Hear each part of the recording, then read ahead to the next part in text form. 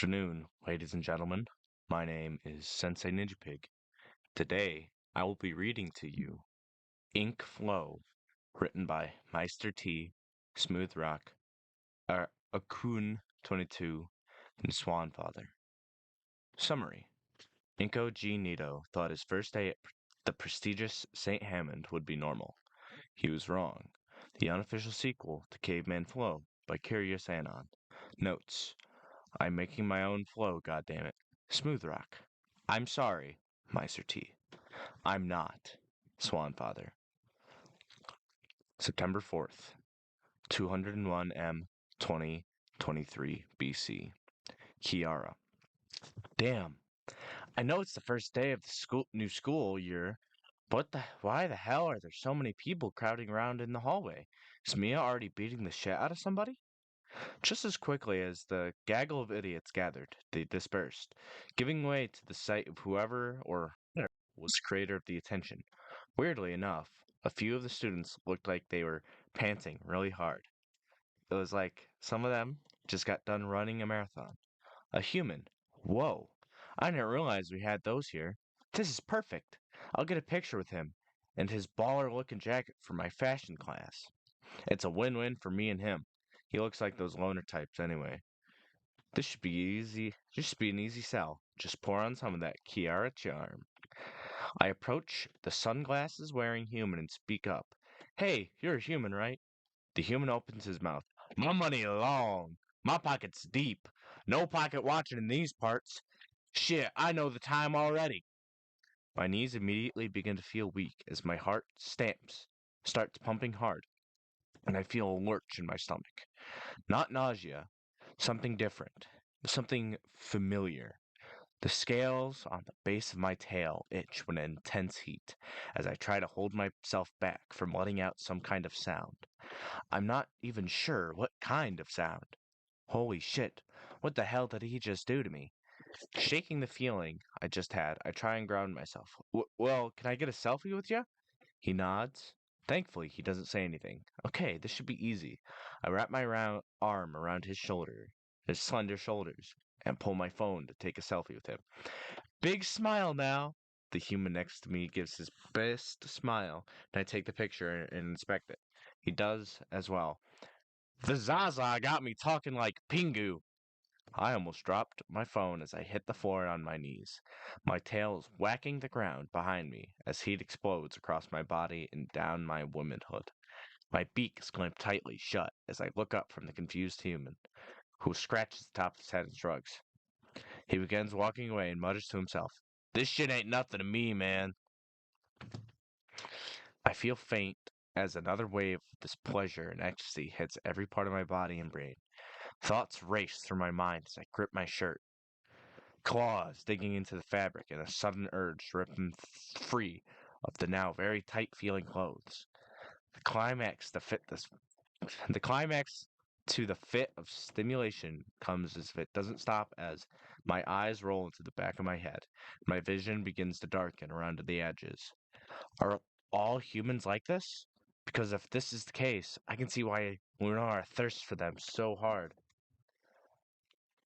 I just got a notification from a Kryn saying, I wish you luck, and I may not be eating or drinking while reading this, lest you choke.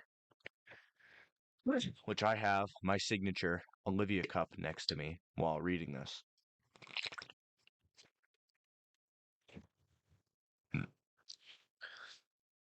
Uh, Damn, I need a skinny boyfriend or a big guy. Better yet, a big skinny boyfriend.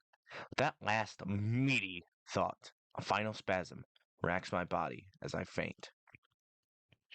Ben. I've been walking with our new human transfer for a while, taking him around the school and showing him where everything is. All the while, I've been taking pictures of people talking and locations for the school newspaper for our first week. As part of the job as student council president, Inko has been relatively quiet this whole time as we walk around. I guess he doesn't like to talk very much. He didn't even reply much when I asked if he was the one I was looking for. Just replied with a slight nod of his head. Kind of odd, but then again, this school draws all sorts. Maybe he's just nervous on his first day. So, Inko, you've been staring at my camera a few times already. Are you interested in photography? The human considers me for a second before smiling faintly and nodding. Good. Progress. Well, what is your preferred medium? Still life, action, or something else? He pauses for a second, seemingly reluctant at my gentle prodding. His shoulders droop with a very weary sigh as he finally decides to speak up. I'm smoking lizard taint. My entire body flinches. Oh, oh, what was that? Wait, what did he even say? My stomach muscles cramp up slightly, and the back of my skull prickles as the scales seem to shift with a weird sensation. That's never happened before. What does it all mean? Is it getting hot in here? Am I feeling slightly flushed right now? Both of us jump as we hear the loud crash of metal. Leaning against the lockers was a familiar figure of Lunara, the white bamboo raptor that was Mia's friend. I knew of her somewhat, but we never really spent much time together. Despite not being well acquainted with her, I could see that she was struggling. She panted hard while using one hand to brace herself, the other gripping onto one knee in an unsteady balance, while her hair masked most of her face. Enough of her eyes peeked out for me to see them dancing wildly. It was like she had been stunned by a physical blow. Concern filled me at the sight of her looking so disheveled. I step away from Inko briefly to come to her in aid. Lunar, are you all right? N- Never better, Ben. A queasy smile was plastered in place as the girl shook herself slightly before straightening up. Just a light dizzy spell. Skipped breakfast and all that. I'll be fine in a moment. A quiet cough later, she grins while waving at the lone human with us. All right, introductions. Straightening out my blazer slightly, I motion Inko while walking forward. Lunara falls behind. Inko, this is Lunara. She's part of the Human Culture Club here at school. Hi, with a pale hand extended. Two exchange brief greetings. It's really cool to see a human here. If you're interested in giving us a visit, my club would be happy to have you. We could talk all about past presentations and events we held celebrating your people's history. Well, I'm glad there are students ready to accept Inca like that. Her words seemed reductive in a way. The new student for the new student's frown is probably echoing the sentiment. If I had $1 for every time they said I'd give a shit, I'd be broke because I don't give a shit. Shivering racks my spine, and I have to look away slightly to stop myself from honking. Bubbly sensations run across my stomach down to, wait, what? Why am I getting hard? My pants tighten as I hunch forward, trying to cover my sudden shame. Honora cries out as she grabs her stomach, her tail slapping against the ground, and my leg in equal measure as she collapses to the floor, tongue poking out of an open mouth. Mia's friend lets out a squeal that is loud enough to be heard behind closed doors. I think I recognize the strained, throaty tone of that sound. It sounded like Mia when the human in front of us frowns intensely at that. His shaded eyebrows are wrinkled in confusion, head pulled back at the sight of us before him. Before I can straighten myself out, the door to Principal Scaler's office swings open. The Oviraptor administrator of St. Hammond steps out, whipping her head back and forth until she alights the three of us. If the shame from being here was horrifying, the principal catching us like this was going to actually kill me. You three! She points a finger at our group, with the other hand holding onto her mug of coffee. I swear that thing is glued to her hand. What is going on out here? Go turn in a panic. Tap that ass out so good, she thought I was the great Kali. Principal Scalar's posture shot up immediately. Her tail flew out ramrod straight as her eyes dilated to the extremes. Excuse me, young man? That Dinofornian female genitalia got me acting unwise. You can't make this shit up. Rolling her shoulders in time with a deep sigh, the older raptor closed her eyes and tilted her head back. The mug dropped to the floor in a mighty crash as a huge shiver ran up her frame. I see. Excuse me. With nothing further added, she turned away and retreated back into her office. A few seconds later, I could hear wood cracking under a heavy slam. Lunara was lying in a puddle of something, every one of her limbs twitching as she drooled on the floor. A rapid series of seemingly uncontrolled clicks emanated from her. And I need new pants. Mia. God, look at what that fucking cat dragged in today. Some fucking human decided to transfer into this shit heap we call a school. And he had the nerve to show up late to class on the first day? Goddamn idiot. Made Solly shit. Goddamn idiot made Solly shitless in the first second. Then the giant ape had to turn in his frustration on the rest of us. Fucking skinny. Thinks he get away from to fuck. Thinks he can get away with making the rest of us take that and get away with it? Hell no. He needed to be put in his place. Retard up. Retard 1 meets up with a retard 2 right away, it seems. Pain cozying right up to the four-eyed wonder. They're chatting up together like a couple of bumbling faggots when two of the girls next to them immediately groaned. One of them, some pale Triceratops girl. I thought she was a Carno, by the way, Swan. Because that's Grace, right? Started saying something in another language before she fell to her. The other one was some blue Archaeopteryx that hissed loudly before doing the same. Both of them were stuck on the ground, forcing Solly to stop his tirade and walk over to them. Even from my distance from them, I could see their red faces, blushing furiously. Somehow it seemed enough of a shock that even the furry ape wasn't using his trademark bullhorn voice. What the hell was that? What the fuck just happened? Pain, Needle, our gym teacher snapped at them. Did you see anything happen? No, sir, coach, sir. Hybrid weirdo sit next to the bald human weirdo, both of them sharing a confused look. I was just making. I was just talking to our new buddy here when they kind of collapsed. Damien nudged at an elbow at the new kid. Tilting his head for an answer. Right, man? Got a girl that bellows. She blew me into like a bellows, and I blast her with that intergalactic baby batter. Fuck. I don't have a chance to even register as my tail wraps around my leg. That damn skinny's words reaching into my brain and yanking on the good parts. Several other girls let out various variations of moans and cries, but none of them sound like they're in pain. Most of the boys looked confused as fuck, but a few of them recognized the lurid sounds we all make. We, as in myself included, because god damn it, I think I'm almost honked. Even though my goddamn sports bra through my goddamn sports, I feel myself headlighting.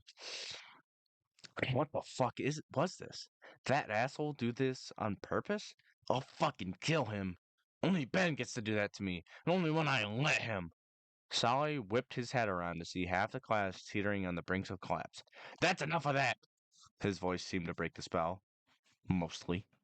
As he continued to yell, some of the girls were unsteadily staring back up. Thank Christ I wasn't leaking. The class is divided shortly by its Sully, him making sure that everything was going cleanly. Fuck, the mere idea that the bald asshole on the opposite side of the gym managed to hit me with one of those his one-liners. I was not going to allow myself to become a puddle on the goddamn floor. Or make one for that matter. As we all line up for an age-old tradition of dodgeball, I catch sight of the skinny. He's being protected by pain for sure with how close they are together. I'm going to make damn sure he regrets everything he just did to me a few seconds ago. Heat flashes through my legs and rips at the thought of what happened. I'm not even sure, but makes me think of when I get home sometimes. Rip my pants off and get to I'll kill him. The loud whistle is my cue to rush forward, diving between slow ass teammates to get to the balls and start things off right. A few pansies try their pass at me, but they'll know the law here soon enough. I'm pelting assholes left and right until I thin out the herd. Chrome Dome sparkles as he starts to stand out. Somehow still in the game. Good, I can almost feel the satisfaction of seeing him sprawled out on the floor. Payne steps away slightly to defend him, but leaves the new kid unprotected. This is my moment. Hey, Skinny!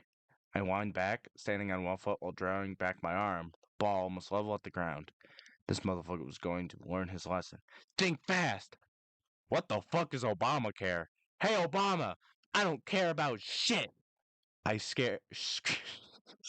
I scream as pure ecstasy flows through my chest, feeling it race down and inevitably out. The ball drops from my hand. Something feels like it drops out of me.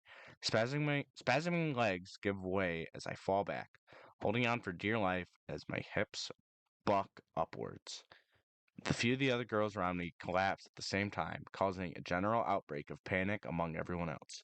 My underwear become drenched as they build up finally lets loose. The last thing I hear before my brain drowns itself out in the bliss of someone yelling out, "Somebody get the janitor! Them bitches be leaking!" Liz. It's a weird day at school for some reason. The students were talking about some new transfer student that was quickly becoming notorious. The details seemed fuzzy, but it looked like mostly female students were affected by whatever the new guy or gal was doing. I heard something about emergency dismissals on the first day of school. There was enough hubbub that they didn't even want to let the student council meet for the day. Seems very extreme. Though I did also hear about Scalar leaving for the day. I'll have to think on that later. For now, I'll just wait for a minute with Olivia while Damien runs off to go grab something he saw on the lunch line. It's kind of weird though. Olivia seemed sulky, not the usual kind, but the embarrassed sort. The local legend seemed to sink in on herself, not even eating her food. That more than anything stood out. Hey, Olivia. I slowly managed to get out. Silvery eyes full of indignation flicked to me as I leaned in slightly. Are you okay? You seem kind of out of it. I'm fine, she grumbled. Don't stick your neck in it. Okay. Well, that was just rude. I did try. I sigh as I lean back, focusing on my salad. Thankfully, Damien gets back in time to salvage the awkwardness. Hey guys, look! With one hand, he sighs as we get. Oh, I think it's that human boy. Wait, did Damien meet him?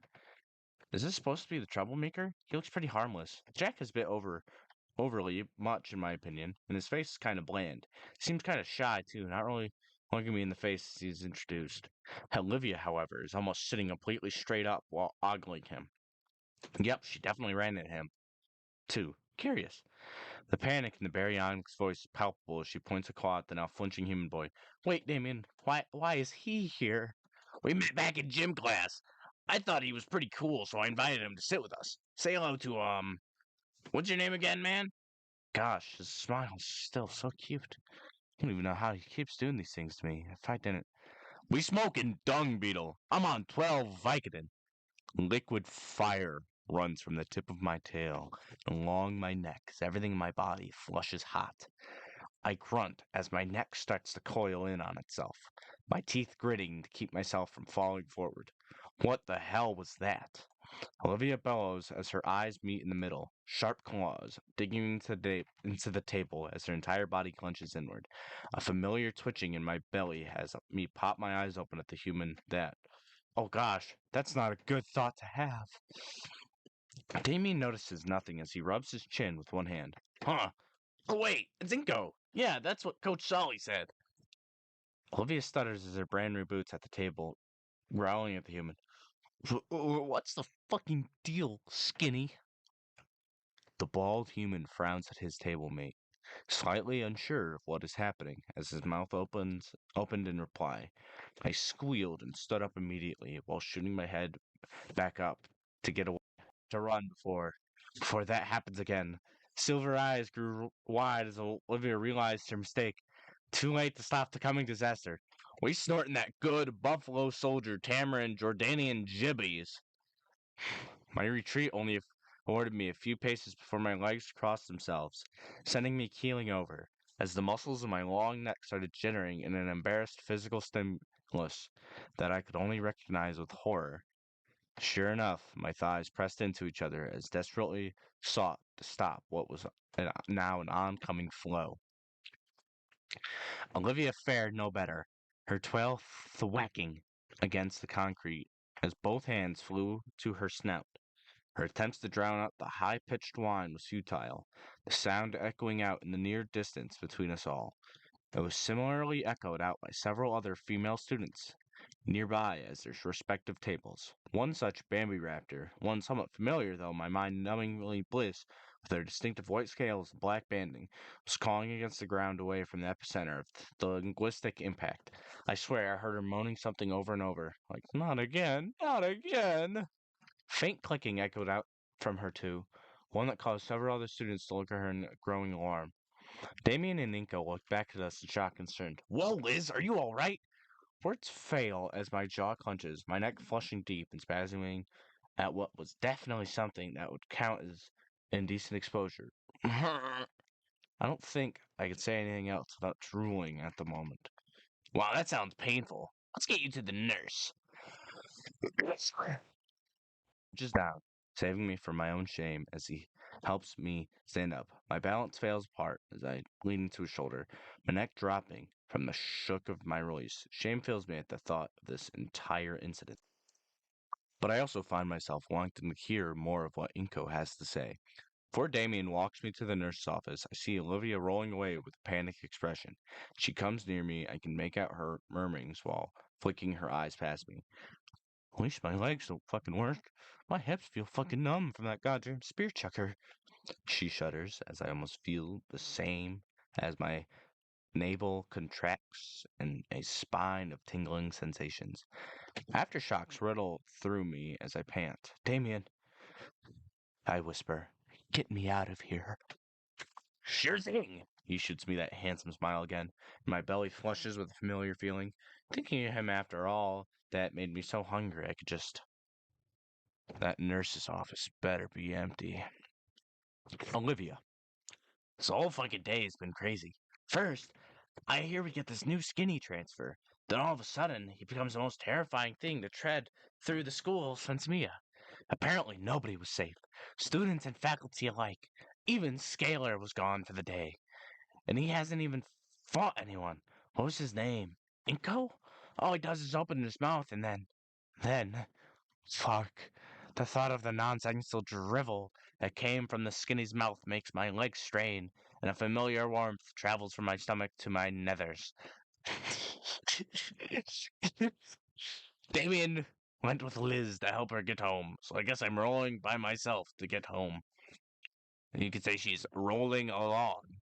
Not that I mind going solo. Get back here, you fucking skinny! I know that bitchy yell from anywhere as I turn my head to the noise. Oh shit, our new resident skinny's getting chased down the hall by Mia. Man, she looks pissed.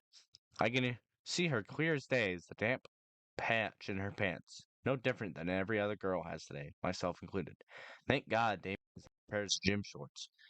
Boy Scout tenderies for the win once more.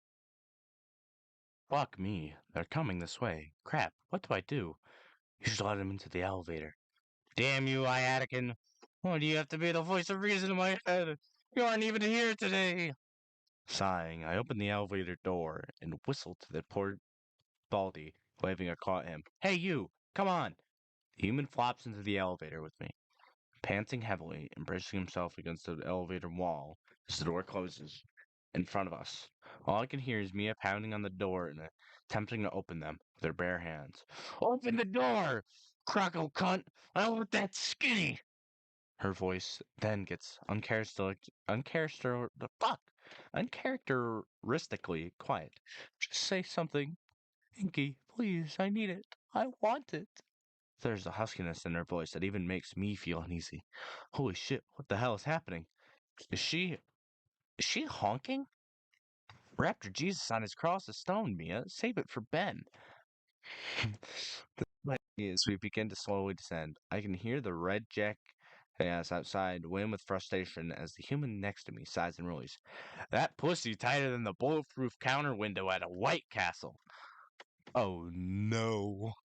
At once, I feel that familiar burning sensation in my crotch and my body. New underwear starts to already feel damp. My heart beats a mile a minute as my eyes fall on the person I'm next to, that I'm locked in an elevator with. A shitty elevator that is slow as hell. I realize now that this was the greatest mistake I've made in my life. Next to being friends with Ben. No escape, no reprieve. I'm done for. Right when I try to bite my tongue to relieve the pressure in everything, the shitty box of metal decides right then and there to shudder both of us awake with a sudden lurch of motion, or more appropriately, the lack thereof. We are stuck. Oh no. Rome wasn't built in a day. This 9mm certainly was. My claws dig into the armrest of my chair as I futilely attempt to brace myself for the verbal barrage that is to come from the skinny. The heat that I felt before flashes back to life as I squirmed in my seat, attempting and failing to keep my bellow under control as the scent of my heat hit my nostrils. And now I'm head gliding through my sweatshirt. Great. Horrible day not to wear a bra. Chewing on that labia for 6 hours like it's a steak from Cracker Barrel. My eyes meet in the middle once more as my insides start to twitch like it was like I'm getting the racier parts of Lizard Lounge.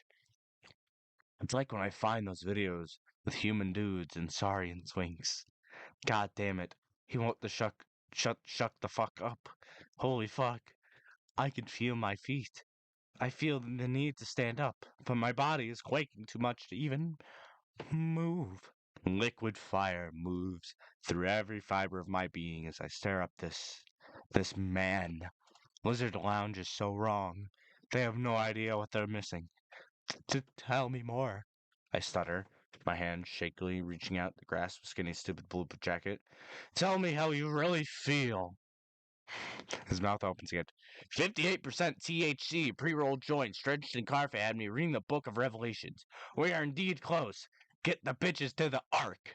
That's what I fucking needed.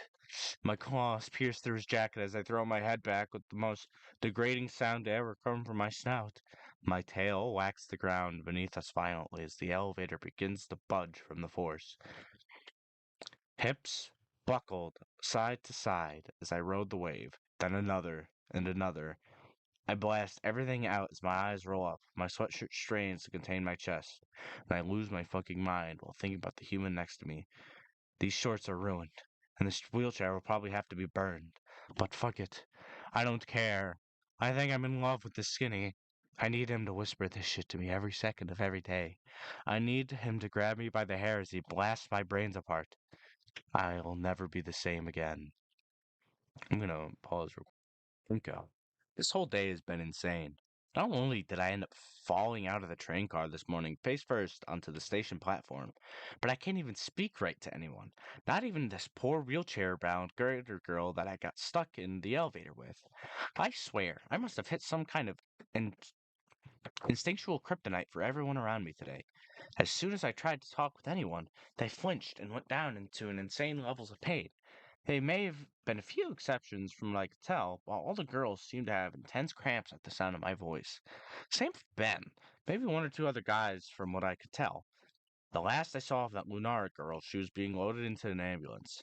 I overheard it was due to severe dehydration. I mean, how does that even happen? Maybe she drank too much coffee? But then again, after that episode in the elevator with my latest victim, I'm not sure I should be allowed to go back to school at this point. Gosh. At least she gave me her phone number. Guess that's a win for the day. Excuse me, young man? A voice brings me out of my reverie as I almost leave the school building. A tired-looking Taro walks out, blonde hair and red eyes. He slightly slumped as he walked out of what I think was the principal's office. Pardon me, I just zipped by to get an update from Principal Scalar. The name's Iatican, but to poor fortune, she seems to be absent today. He gazed at the closed door with a concerning look. Oddly messy in there, though makes me wonder if something set her off today. I nod while grimacing slightly, not trusting myself to really speak. Whom I presume to be a teacher notices with a quirked eyebrow. Come now, Sabretooth got your tongue? I swear I'm not some disciplinarian.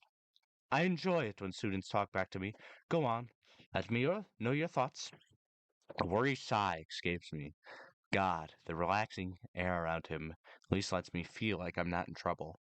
Maybe not if he's one of the few who get caught in the crosshairs of my rambling. With a quick internal prayer, I look at Mr. Attican.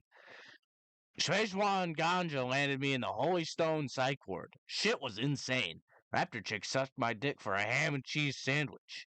There's an instant flash of shock in his eyes at what I said. A pale beak opens and closes it more than once. Various emotions flying across his face. Do you need assistance? Are you in company of a caretaker, young man? Hush school. I'll move like carved through a trigger neighborhood. The CIA ain't got shit on me, man.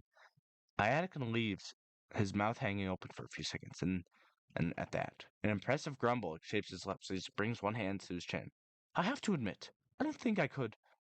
His pause makes a sudden lurch for his thoughts, confusion forcing his head to tilt slightly. His eyes suddenly get very wide as he stares ahead. A trembling hand reaches backwards, cupping his neck with a tentative grip, and then he slapped his neck again and again.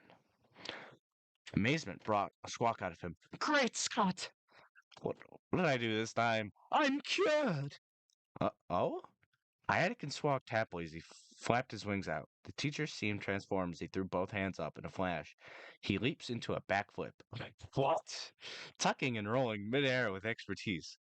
Wow, was he another gym teacher, perhaps? Eureka! Raptor Jesus! Allah! Buddha! I don't care!